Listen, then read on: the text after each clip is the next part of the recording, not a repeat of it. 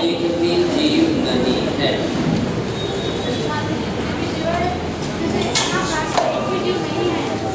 कम ज्यादा संख्या में सबके प्राण अनिवार्य रूप से,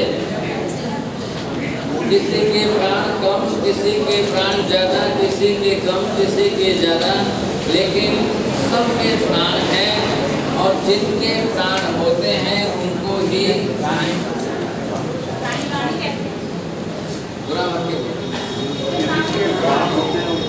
जिनके प्राण होते हैं उनको प्राणी कहते हैं। जिसके प्राण होते हैं उसको प्राणी कहते हैं। अब प्राण जिस प्रकार के हैं तो पहले क्या करें हम, इनके कितने प्राण ये समझना, किसको प्राण कहते हैं ये समझें। अब इधर प्राण जिसके प्रमाण में है और इन प्राणों के हिसाब से हम जगत के सब प्राणियों को समझ सकें। तो यहाँ पर आप पहले ये करें, पहले आप जगत के अंदर जिनके जितने प्राण हैं कुल मिलाकर संसार में समस्त जीवों के प्राणों की टोटल संख्या, यहाँ देखिए शाश्वत व्यवस्था परमानेंट प्रिंसिपल है। अनंत काल पहले भी समस्त जीवों के लिए प्राण की संख्या आज भी, अनंत भविष्य काल के बाद भी। अब ये शाश्वत का मतलब 10 में से घटकर 9 नहीं होगी और 10 में 1 बढ़ करके 11 भी नहीं होगी। अब इन प्रकार के प्राणों में जो विभाजन है, मुझे यूं बेहद लगे और वो भी आगे बैठते हैं। अब इन प्राणों के अंदर जो डिवीजन किया गया है, ये आप देखिए कि 4 डिवीजन है। नंबर 1 पहले डिवीजन के अंदर यहाँ बल ये हैं, दूसरे डिवीजन के अंदर इंद्रियां हैं और एक विभाग तीसरा डिवीजन जो है वो श्वासोश्वास है और लास्ट में चौथा डिवीजन है आयुष। अब ये 4 डिवीजन बने हैं। जितने प्राण हैं 10 प्राण इन 4 डिवीजन के विभाग, तो हमको ये विभाग या ख्याल आएगा।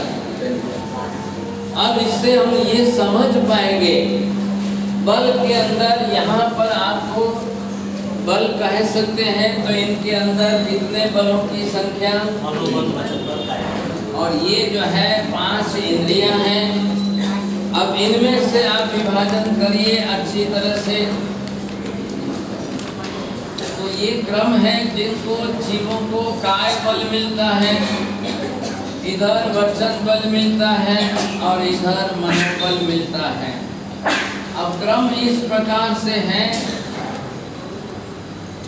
इधर देखिए, सबसे पहले जीव को अनिवार्य रूप से काय बल, नियम क्या हो गया, 10 प्राणों में सबसे पहला है काय शरीर, अर्थात ये हुआ बिना शरीर का संसार में कोई चीज नहीं है। बोलो, मतलब संसार में रहना है तो शरीर अनिवार्य है। आ रहा है ख्याल में? अब इससे उल्टा बोलिए, इस वाक्य का नाज उल्टा बना के बोलो।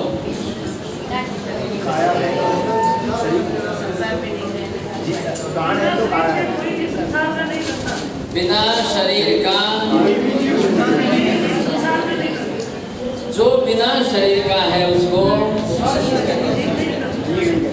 मुक्त सिद्ध क्या है, जीव तो है लेकिन बिना शरीर का है। जहाँ जीव आत्मा बिना शरीर के रहती है उसी का नाम मोक्ष, और जहाँ जीव शरीर बनाकर रहती है उसको संसार। दोनों वाक्य अमृता जी लखनऊ चालू करो सा। अब इस स्थिति में इधर देखिए, अब जिनको पहला एक ही काय बल मिलता है उनको दूसरा वचन योग या मनोबल नहीं भी मिलता है। आ रहे ख्याल में? इसका विभाजन हम इस तरह से कर रहे हैं। शरीर बना है, काय योग मिला है, लेकिन आगे वचन और मन नहीं है, उसको कहते हैं एक इंद्रिय। बोलो साहब।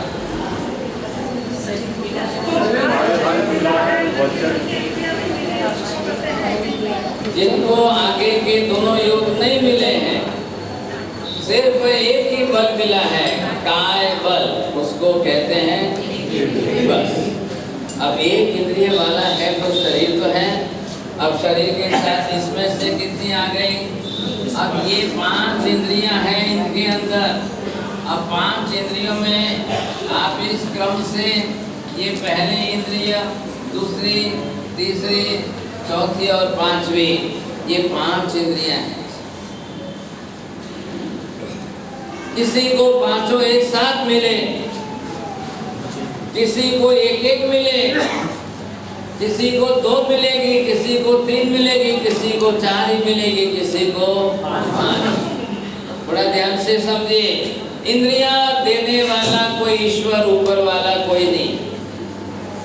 सब जीवों को अपने अपने कर्म के हिसाब से ही इंद्रियां बनानी है। इंद्रिय नाम कर्म स्पेशल है, वो अलग से कर्म है। जब आप शरीर बनाओगे तो आप इंद्रियां कितनी बनाओगे? आ रहा है ध्यान में? शरीर सबका बनेगा। 2 इंद्रिय होगी तो 2 इंद्रिय वाला शरीर बनेगा, 3 होगी तो 3 इंद्रिय वाला शरीर बनेगा, 4 होगी तो 4 इंद्रिय वाला शरीर। लेकिन शरीर तो शरीर ही है, शरीर में फर्क नहीं है। सवाल कहाँ है? इंद्रियां कम ज्यादा। क्यों कम ज्यादा है? जिस जीव ने अपनी तरफ से इंद्रियां बनाते समय अपने इंद्रिय नाम कर्म से आपने कितनी इंद्रिय वाला शरीर बनाया? बस संसार की व्यवस्था देख लो भाई साहब। बल परमानेंट रूप से 3 ही रहेंगे। अनंत काल पहले 3 ही थे, आज और भविष्य में भी। अनंत काल पहले इंद्रियां 5 ही थी, अनंत भविष्य के बाद भी 5 की 6 नहीं होगी। 5 में से 1 कम होकर 4 नहीं हो जाएगी। ध्यान से सुनिए। Nowadays in the college they are teaching you the Darwin's evolution theory, which is absolutely wrong. So according to the Darwin, he said that man was the monkey. And in this evolution theory, you see, धीरे-धीरे the tail it totally जो है demolish हो गई। अब जब tail it totally demolish हो गई या vanish हो गई, उसके बाद में he became as a man. So all our forefathers were the monkeys. We are in the generation of all the monkeys. 1863, 1863 साल के अंदर, when the Darwin he puts his thoughts according to the Christian, according to the Bible, just they put him in the prison. उस समय Darwin को jail में डाला गया। Since 1863 to since 1882 तक उसको जेल में रखा गया। ऐसे गलत विचार दुनिया के अंदर रखकर लोगों को गलत रास्ते पर ले जा रहा है। अब आप ये सोच लो, महावीर कह रहे हैं कि भाई जो पंचेंद्रिय है वो परमानेंट पंचेंद्रिय, जो 5 इंद्रिय है वही 5 इंद्रिय परमानेंट है। अब न कम होगी न ज्यादा होगी। इसके बाद हम गति नाम कर्म देखेंगे, गति नाम कर्म के नियम देंगे। ध्यान से सुनिए, महावीर ने जो अपने केवल ज्ञान से कर्म फिलोसॉफी, कर्म थ्योरी जगत के समस्त जीवों के लिए जो सेट किए, दैट इज परमानेंट। अब आप उसमें रत्ती भर इधर उधर कम ज्यादा नहीं कर सकते। केवली के वचन, सर्वज्ञ का सिद्धांत, सर्वज्ञ के शाश्वत वचन ही सिद्धांत बनते हैं। जो सिद्धांत होते हैं वही शाश्वत रहते हैं। जो शाश्वत वचन है वही सिद्धांत बनते हैं। लिखो, जल्दी लिखो था, बहुत बढ़िया। आज क्या है, वो नीचे बदाम पिस्ता का चिवड़ा मिला है, पापड़ी आगत पर ज्यादा। आप इधर देखिए, जैसे जैसे आपको जिस क्रम से जो मिलेगा, so I am talking about the evolution. But what type of evolution? एक जीव का विकास कैसे होता है? एक बल से दूसरा बल मिले, दूसरे बल से तीसरा बल मिले, that is called evolution. लेकिन वो मृत्यु के बाद एक इंद्रिय के बाद आपको दूसरी इंद्रिय मिल रही है, दूसरी के बाद तीसरी इंद्रिय आपको मिल रही है। आपका आत्मिक विकास नहीं, लेकिन शारीरिक विकास तो हो रहा है। तो शारीरिक विकास के अंदर आप एक एक इंद्रियों को आगे बढ़ाते गए और आज हम आकर के पांचों इंद्रियों से परिपूर्ण हो चुके हैं। आ रहा है ख्याल आपको? So this is the last evolution. अब ये मत सोचना कि मनुष्य से आगे और कुछ इवोल्यूशन हो जाएगा, नहीं। पांचों इंद्रियां संपूर्ण प्राप्त होनी, यही इवोल्यूशन का एंड है।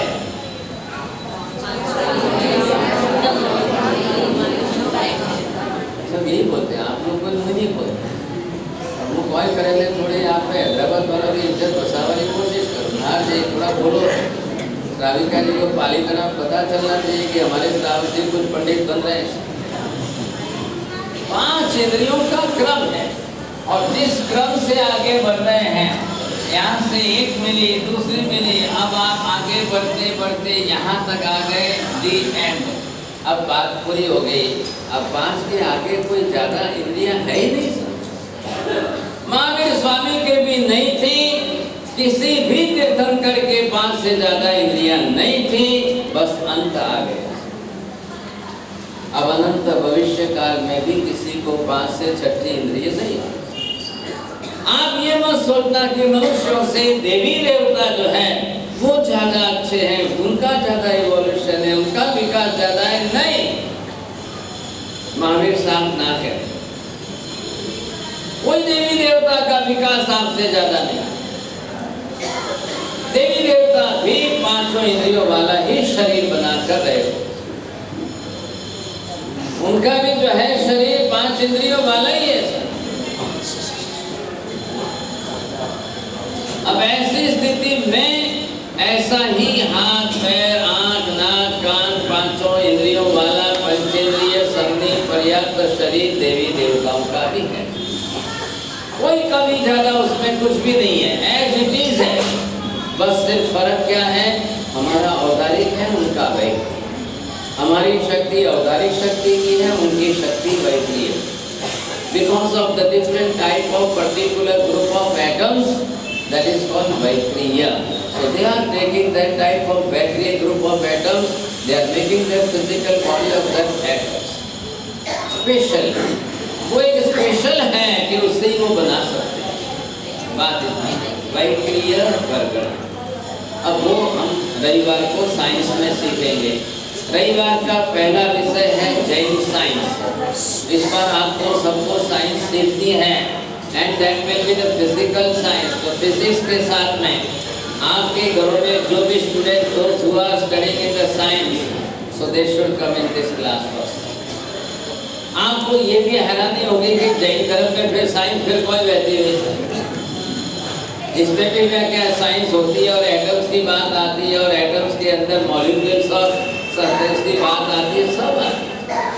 महावीर स्वामी केवली थे और केवल ज्ञान से जगत का एक भी ज्ञान का ज्ञेय का अंश छिपा हुआ नहीं। केवली ने अपनी तरफ से सब प्रकट किया। भाई मोक्ष किसका है? आत्मा का है, लेकिन किससे मोक्ष है? पर पुद्गल द्रव्य से मोक्ष है। तो पर पुद्गल के एटम्स की भी बात उन महावीर ने बहुत कर दी। 45 आगमों में एक आगम है भगवती सूत्र, 5वां अंग शास्त्र है। उसके अंदर गौतम स्वामी ने महावीर को एटम्स के बारे में प्रश्न पूछे तो वो भी बताया। और गौतम स्वामी ने आपके घर के रसोई घर के स्टोर में गेहूं के दाने पड़े हैं, उसका आयुष्य पूछा। गौतम स्वामी ने महावीर को गेहूं के दाने का आयुष्य पूछा, मूंग का आयुष्य पूछा, चने का आयुष्य पूछा, उड़द का आयुष्य पूछा, ज्वारी और बाजरे का आयुष्य पूछा। अब गौतम गंधर्व है, 36,000 प्रश्न महावीर स्वामी को पूछ रहे। अब इन सबका पूछ रहे हैं, आप जाओ दुनिया के अंदर कहीं पूछ करके आओ, रामायण में या वेद वेदांत में वो कहते हैं ये क्या बात लगाइए भाई साहब, मूंग और चना और गेहूं और जवारी बांधे, कोई अनाज कोई जीव नहीं है, आओ पियो मजाक। अब वो जब जीव ना कह रहे हैं तो फिर बात ही कहाँ रही साहब। और इधर एक एक बात में महावीर कह रहे हैं, बिना जीव आए बाजरी बन ही नहीं सकता है, बिना जीव आए जवारी नहीं बनेगा, बिना जीव आए छोटा सा अजवाइन का दाना नहीं बनता है, एक तिल का दाना नहीं बनता है, और सबसे छोटा जो खसखस के दाने हैं वो एक एक जीव है। आप इसलिए पढ़ रहे हो यहाँ पर ये प्रत्येक वनस्पति का, साधारण वनस्पति का, इसलिए हम पढ़ रहे हैं यहाँ पर, ये समझ रहे हैं, सीख रहे हैं। पहले हम इनको जीव स्वरूप में स्वीकार तो करें, फिर महावीर की आज्ञा का पालन करना यही हमारे लिए बड़ा धर्म रहेगा। क्या ऐसे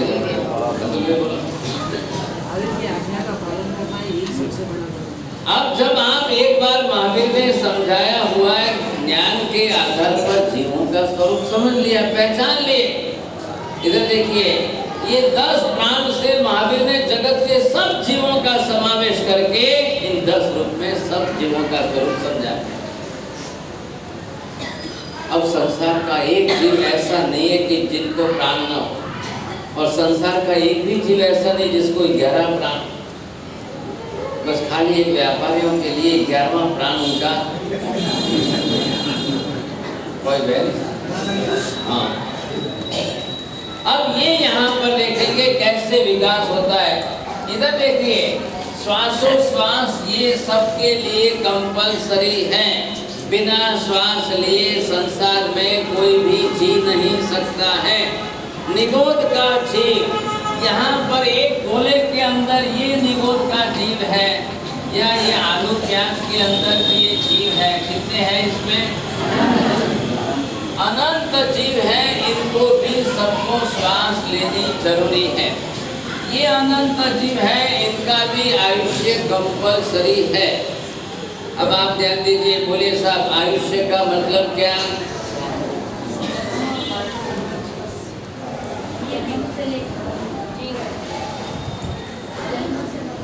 आयुष्य है तब तक शरीर में चेतना रहती है, जीवन का समाप्त हो जाना, जब तक सांस ले रहा है, जन्म मरण के बीच का।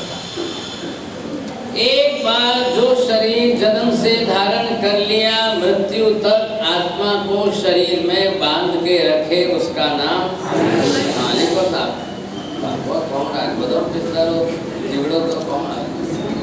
लिखिए साहब, एक बार जन्म से जो शरीर आपने धारण कर लिया, अब उस शरीर के अंदर आत्मा को इतने लंबे काल तक टिकाए रखना, ये काम किसका है? आयुष्य। आयुष्य एक कर्म है, और इस कर्म का काम ये है, आज आप जी रहे हो, आज जन्म लेकर 25, 50, 60, 70, 80 साल हो गए, आप इतने लंबे काल तक जो जी रहे हो, ये आपका आयुष्य कर्म है, जो आपको इसी एक ही शरीर के अंदर बरोबर मृत्यु तक रखेगा।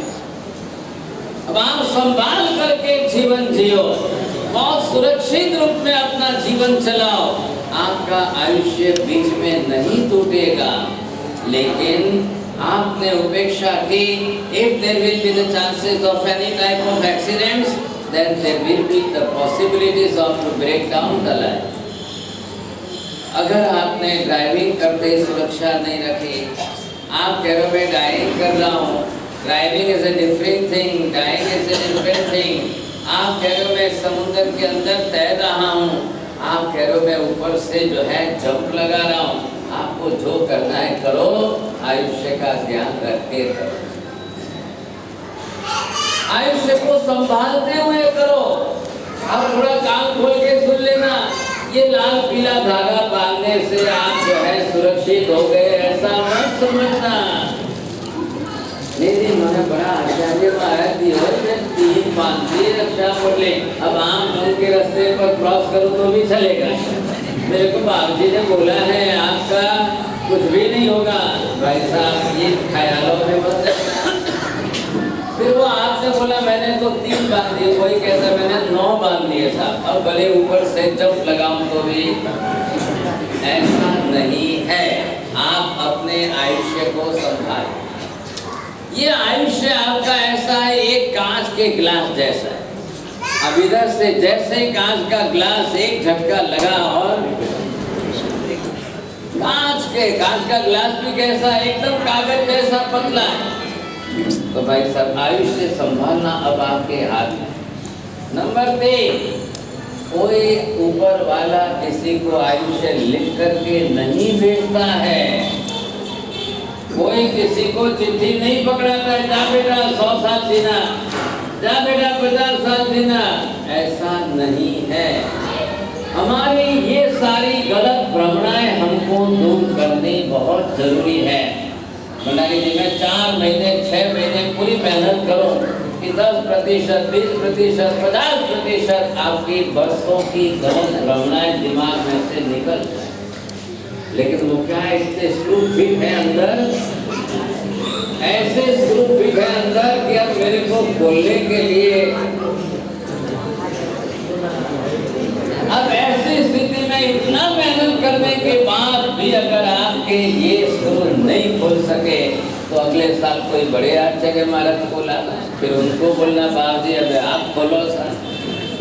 क्या अब मैं तो ये मेहनत करके ये लेके आया हूँ सर, स्क्रू ड्राइवर है, अब एक एक स्क्रू आपसे खोलने की कोशिश करूँगा।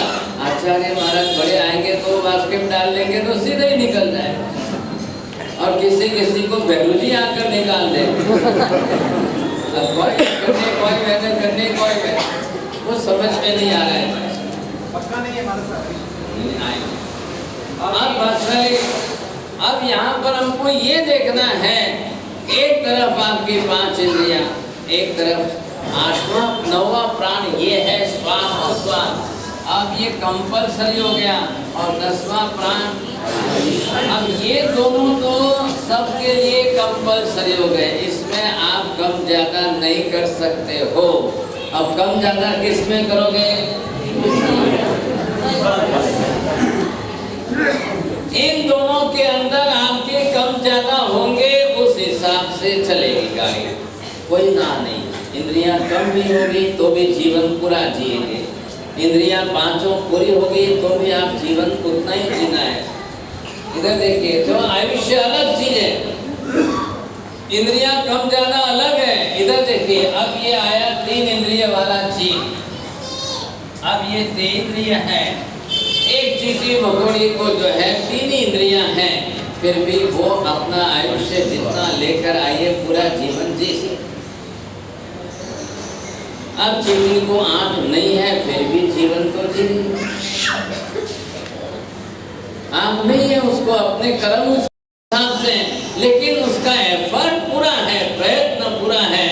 बरोबर रास्ते चलती हुई चींटी कहीं पाइपलाइन से आपके घर आएगी, 5वीं मंजिल पर रसोई घर में पहुंचेगी, वहाँ शक्कर का दाना लेगी, बरोबर नीचे उतरेगी, वापिस अपने बिल में जाएगी। आंख नहीं है, रास्ता नहीं दिखता है, बरोबर लाइन में आएगी।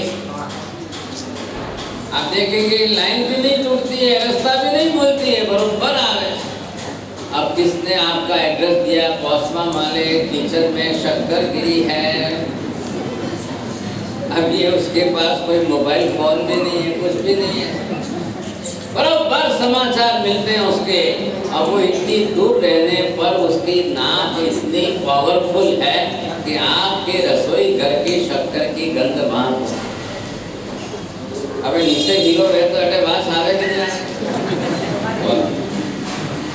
अब ऐसी स्थिति के अंदर यहाँ पर ये जो इंद्रियां जिसकी जितनी बनी है, अब उसके आधार पर आपको जीवन जीना।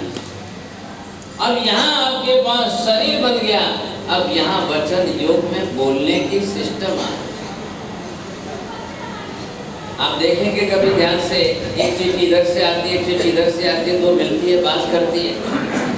एक महिला घर से मंदिर आ रही है, एक महिला मंदिर से घर जा रही है, दोनों रास्ते में मिलेंगे तो आप देखिए, हाँ कोई कुछ भी हो सकता। लेकिन ये है कि आप बरोबर आप देखेंगे कौन बोल सकता है। एक इंद्रिय के पेड़ पौधे क्यों नहीं बोलते हैं? बस उनको खाली शरीर है। अब science today is searching about that if there is a one tree of mango and the beside there is a one tree of the neem, so are they talking or not? So what type of conversion you say? अब वो इसके ऊपर research कर रहे हैं, उनको पता चल रहा है कि नहीं चल रहा है। एक आम के पेड़ को पता चल रहा है कि ये बबूल का है, इसके कांटे मेरे को रोज लग रहे हैं, इसका हवा का झोंका यूँ आता है कि इसके कांटे लग रहे हैं, उसकी वेदना पीड़ा तकलीफ हो रही है और उस वेदना पीड़ा से आम के पेड़ का जीव उस बबूल के कांटे वाले झाड़ के प्रति अपने मन में द्वेष बना रहा है। ऐसे करके एक दूसरे के मन में राग द्वेष हो रहे हैं। अठे आप देखो सा और ये कहेगा बोली माधी आगे की गण पे बैठ वो आगे